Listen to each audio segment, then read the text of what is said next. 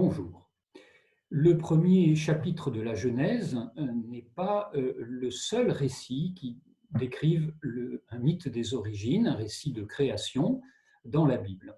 Il y a bien entendu le second, ce qu'on appelle des fois le second récit de la création, qui commence à la deuxième moitié du verset 4 du chapitre 2 de la Genèse et qui se poursuit jusqu'à la fin du chapitre 3. Ce second récit, appelé aussi récit de la tradition yaviste, puisque c'est Yahvé, Dieu est désigné sous donc l'appellation de Yahvé dans ce récit. Ce second récit donc est lui-même composite, puisqu'il comporte en gros deux parties qui sont combinées d'ailleurs.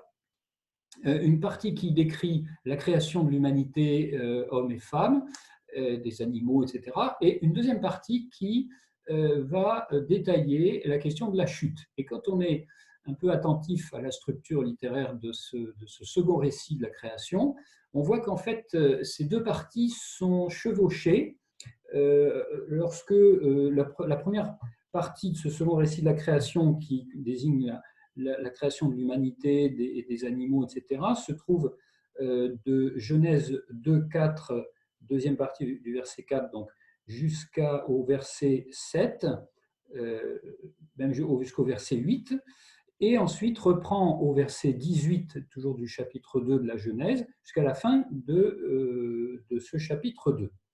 Et l'autre partie qui concerne la chute, l'interdit et la chute, commencerait donc en Genèse 2, 9 jusqu'au verset 17 et se continue dans l'ensemble du chapitre 3.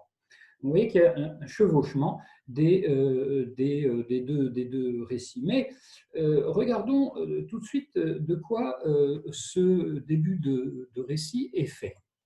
Nous voyons que le premier récit de la création s'est terminé par « Telle fut l'origine du ciel et de la terre lorsqu'ils furent créés ».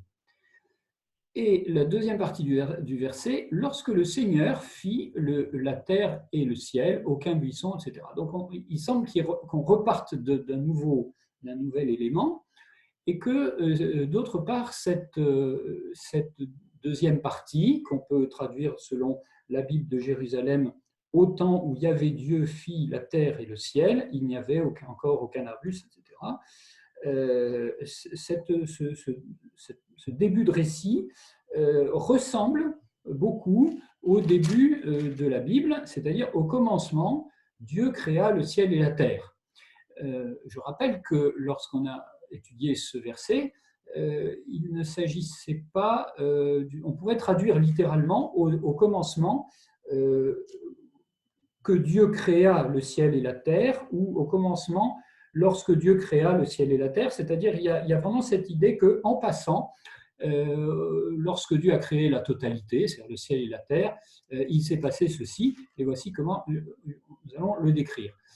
Donc c'est une mention qui est une manière de dire parlons du commencement, mais en un temps qui est hors du temps, en quelque sorte.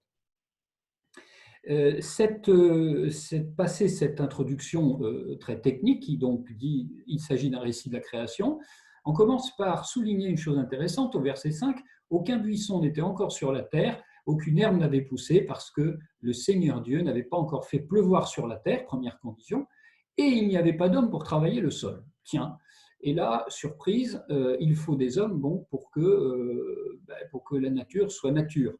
Il semble que cette vision soit un petit peu différente de parfois la vision qu'on peut avoir dans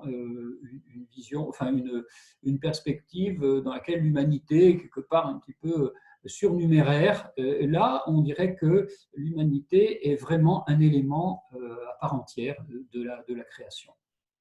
Au verset 7, alors le Seigneur Dieu modela l'homme avec la poussière tirée du sol.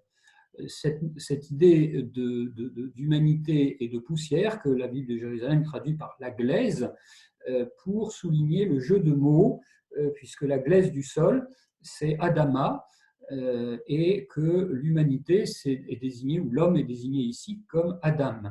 Donc Adam, c'est le nom commun pour désigner l'homme au sens l'homme et la femme, l'humanité, et Adama, donc la glaise du sol. Il y a donc un jeu de mots qui exprime la solidarité profonde entre l'homme et la nature. Ils sont issus de la même substance, en quelque sorte. Voilà l'implication. Il n'y a pas une substance divine en tant que matière, mais c'est plutôt la proximité entre l'homme et la nature qui est ici soulignée. Également, cette phrase, Dieu modela l'homme avec la poussière tirée du sol, il insuffla, on voit que des verbes d'action sont très présents dans cette manière de présenter. Il planta, donc beaucoup de verbes d'action par opposition au premier récit de la création où c'est la parole qui est efficiente, qui est efficace. Et donc c'est une espèce de compensation par rapport à la première approche.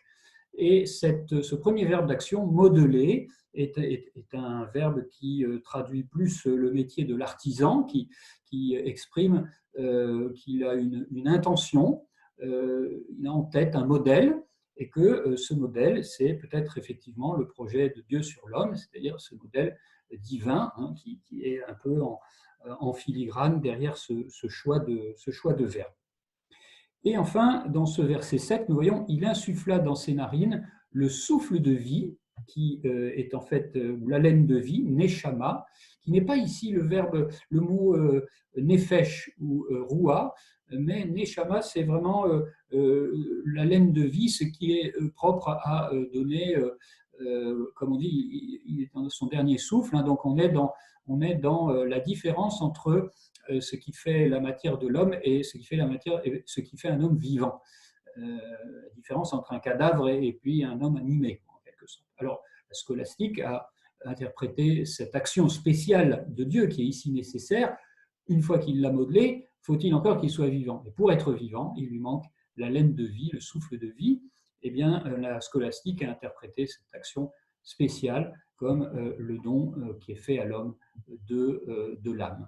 Et c'est ainsi que débute donc ce premier récit de la création, ce second récit de la création, dont on voit qu'il débute par, non pas comme le premier justement, par tout un tas d'éléments, puis à la fin, pratiquement à la fin, la création de l'homme. Ici, la création de l'homme est première, comme pour en souligner tout le caractère central dans l'intention de Dieu.